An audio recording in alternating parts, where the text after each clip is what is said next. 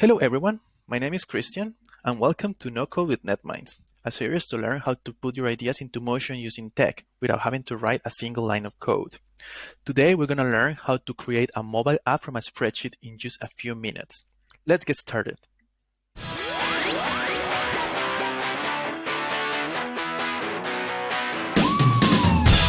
So, this is our first video of the series, where we want to share with you our experience using no-code tools, which has been amazing for NetMinds. I've been a project manager in IT for many years, and I always imagined the solutions, but then I had to explain that to someone else, usually a software developer, to build it. Over a year ago, we discovered no-code, and now I can build my own apps, automations, and tech. I got so excited that I started to spread the word about it, but I discovered something.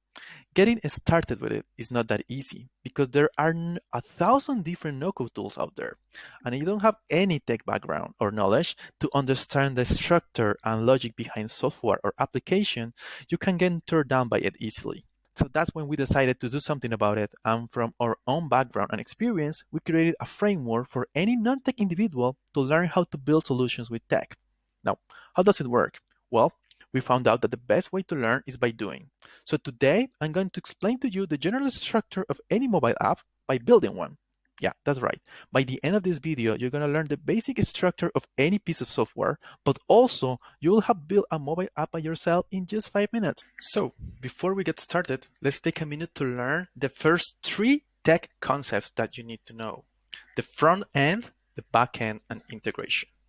To explain it, let's have a look at the app that we're going to create today. For this example, we're going to build an app where users can create and share information about something they like. It can be about music, podcasts, TV series, books, something that you like. In my case, I'm going to build one about blog posts, as I really love reading about new things every day, and blogs is one of the best ways to do it. So, before we get started, let's take a minute to learn the first three tech concepts that you need to know: the front end, the back end, and integration. To explain it, let's have a look at the app that we're going to create today. For this example, we're going to build an app where users can create and share information about something they like. It can be about music, podcasts, TV series, books, something that you like. In my case, I'm going to build one about blog posts, as I really love reading about new things every day, and blogs is one of the best ways to do it. So the first part is the front end, which is everything the user of the app can see and touch. So here you can see that the user can, for example, see all the articles that have been posted. They can see the individual article. They can open the article even and add them to the favorite list. They could also see their own profile, right? They could see their email and even put a nice picture of their profile. Then you have the backend. Here is where all the logics and calculations happen. This can be the trickiest part, but you will see after building your own app that is not that hard. Here you will find the most important part of any app, and is this, the database. Every app, every software that you see online is all run by data. Along with all the parameters and the analysis that needs to be done in the back, everything needs to be structured according to how the data is being put. So that's why we are starting from Google Sheets, because that's going to be our initial database. So finally, we have the integration, which is the way data connects between the front end and back end and between different apps. For example, in this case, when I'm sharing my favorite blog post from last week, in this case, this one from Marvel, and when I click send, it goes directly to the database and gets added to share directory. So you see here that once I click add, this added a new article on the blog post. And when I go to the database, I'm going to see this new article added. Right. So that's because Glide has already done the integration for us. And we're going to learn a little bit about that in a few minutes. After having the idea on what you want to build, the first thing you need to create is your database. In this case, we're going to use Google Sheets. We're going to create a worksheet with two sheets, one to store the users, another one to store the items users create. You're going to see that the database is the backbone of every app you create because tech is run on data. First, we're going to create a sheet to store users' information. We're going to call it users. Something very important to learn about databases. Each record needs to have a unique identifier. In this case, it's going to be the email of the user. We're going to add another field called username. And we're also going to put one called profile pictures for everyone to have a nice picture of them on the app.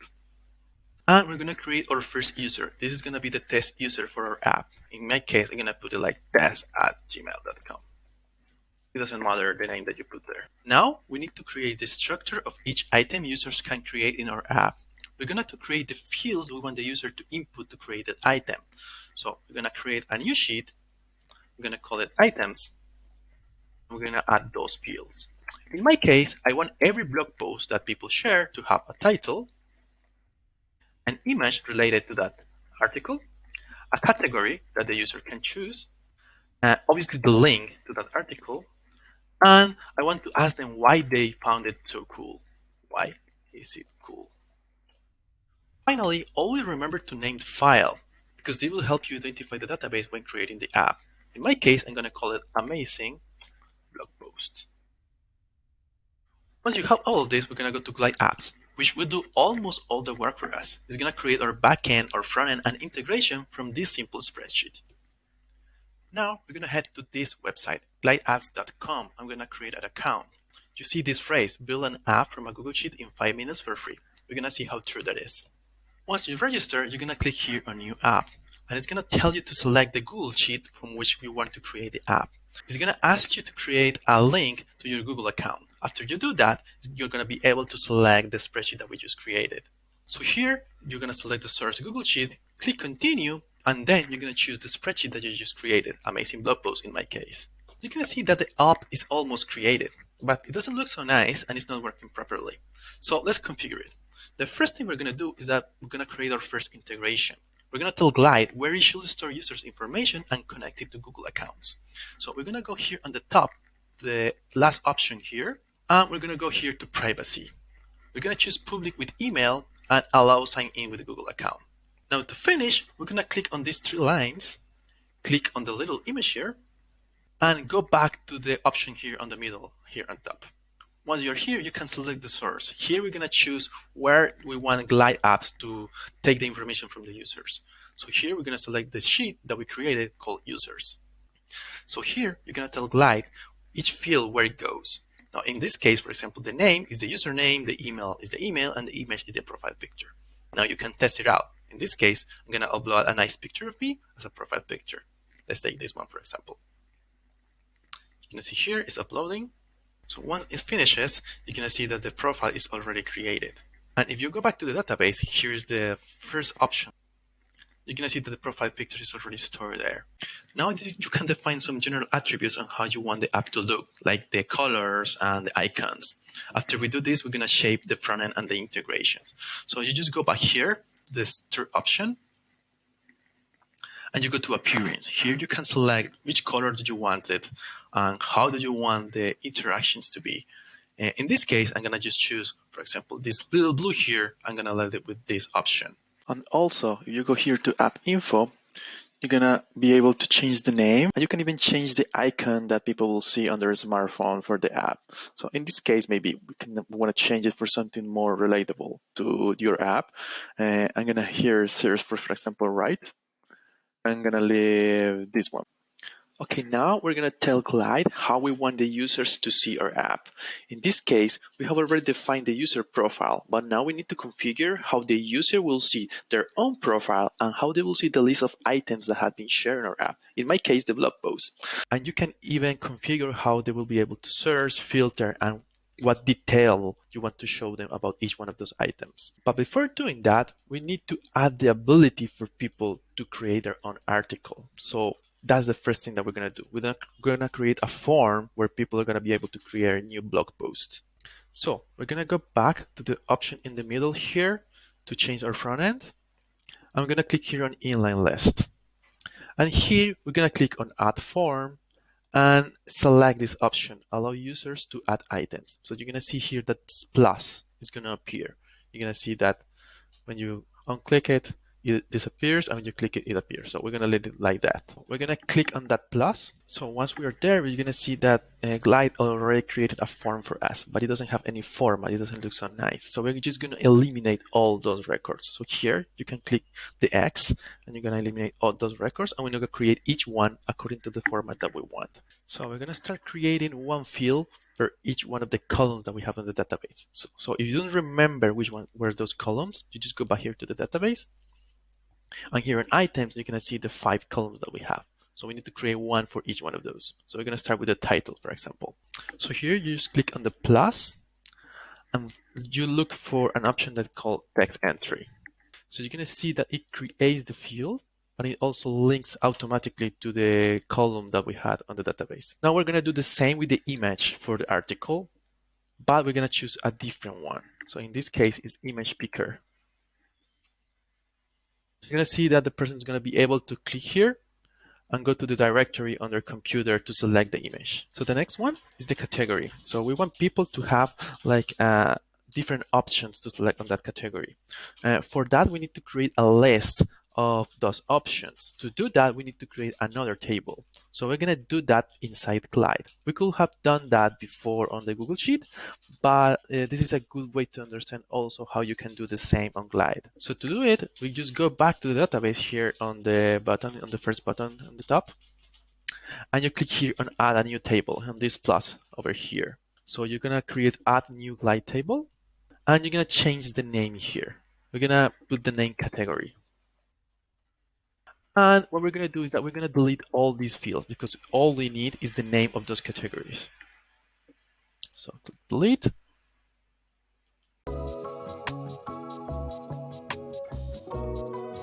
So in this case, I'm just going to create 4 categories for this example. So I'm going to use, for example, politics, sports, video games, and let's say lifestyle.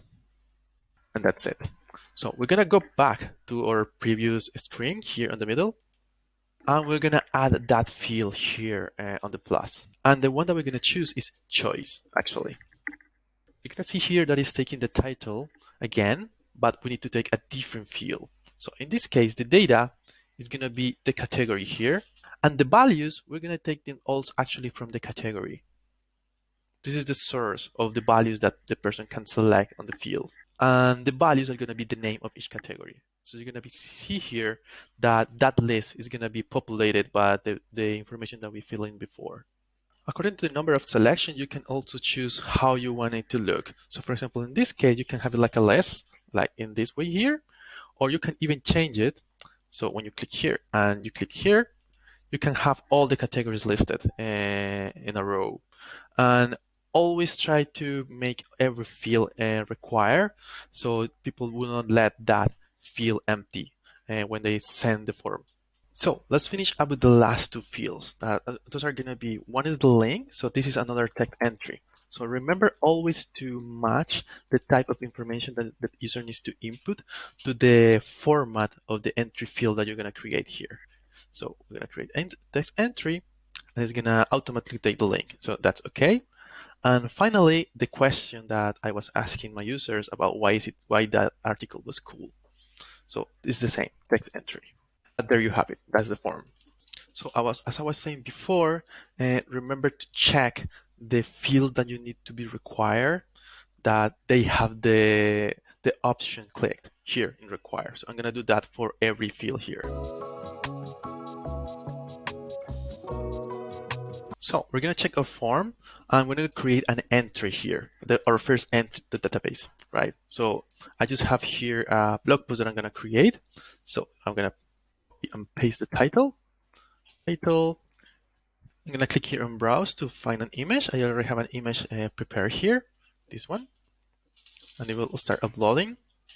Then a category, in this case is, let's say it's about lifestyle.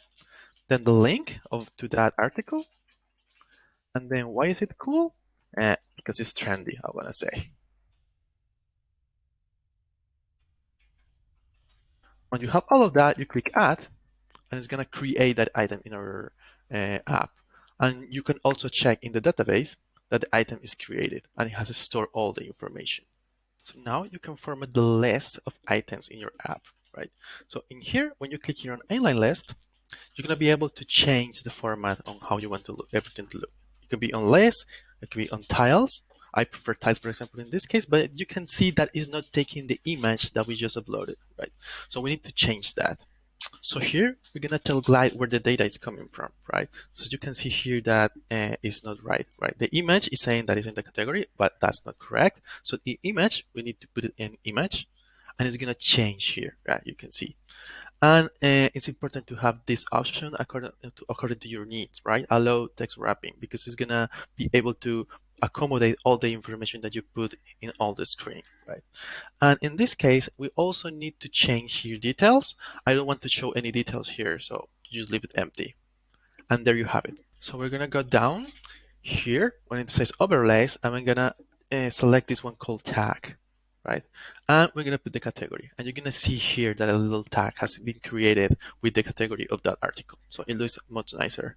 So to finish the test, I invite you to create some more items so our database looks a little more populated. I'm gonna do that, and you're gonna do that as well. So now you see there, I have created 3 entries. Now what we're gonna do is format how each one of those articles are gonna look like when I click on detail. So I'm gonna click on one of them. You're gonna see it looks terrible again, right? So we're gonna do the same. We're gonna delete everything. And we're gonna go add everything again. So most no-code tools have some features where you can add items that are pre-formatted. In this case, we're gonna use one of those features, right? So you click here and you select this option called title, right? It's gonna automatically create the first part of our blog post. So we see that there's some information missing here, so we're gonna add that. We're gonna click here on plus, and we're gonna select action test. It's gonna put the questions on that field and also the answer to that field. So for example, in this case, why is it cool? Because it's trendy, right? So in this case, we're just missing the link. So we're gonna use another feature that is called a button, right? So we're gonna click here, button. When you click button, you can select here what is the action that that button is gonna take. That where the person click here, what you want the app to do, right? So in this case, what we're gonna select is gonna choose open link here. And the target is the link that we have. So in that case, whenever one person clicks here and go, it's gonna open the article that was just posted. Finally, you can change what goes here. So for example, here in the title, I'm gonna put go to blog post. So we're gonna do something very cool. We're gonna allow each user to have a list of favorite articles that will go to a personal list. So to do it is very simple because Glide is gonna do almost all the work for us again, right? So we're gonna click on any of the articles. We're gonna click here on plus. We're gonna find the option favorite. And it's gonna add this little button here, right? And now we can format it, right? We can put the label here. Let's, for example, add to my list. And then on this label could be blog post list. So we're gonna go back to our database. We're gonna create a field that is called row ID, right? So we're gonna click here on plus, and here on column type, we're gonna go to row ID. This is gonna be the identifier of each one of those titles. So what this is gonna do is gonna create a stream that is gonna identify each one of those items.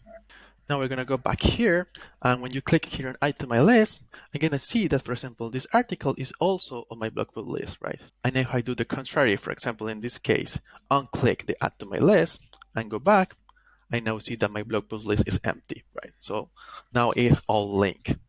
Another thing to take into account is to take out the information that we don't need for the users to see, right? So in this case, for example, we only use the information from items to show it to users, right? The one for the users, we don't need them to show them this. So you can just hide the information here because as you remember, we have here in the 3 lines and the little circle here, they can see their own profile. So we don't need that one.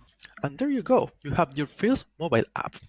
Now you can share it with all your friends. To do that, you just click here on Publish and Publish App. And after you finish the publication, you can even change the name of the link, right? So in here, I'm gonna put, in this case, Amazing Blog. And that's the end. You can click here, copy, and you're gonna get the link to that specific app, right? So now you can share it with your friends where they can download the app and put it on their smartphone, or everyone can open it on their browser. So this is the way that it's gonna look like for each person that enters, where they can sign in with a Google account, or they can just create it with any email address. So there you go. You have just created your Feels mobile app with some simple functionalities. But that's just a start. That's an amazing start. We can then add some cool stuff, like for example, integrated with other tools to send weekly updates about the articles that have been added, or even chatting or messaging features for people to talk to each other. Is all up to your imagination. And the last thing, please stay tuned for our following videos. The easiest way, just subscribe to our YouTube channel or follow us on social media. Bye bye.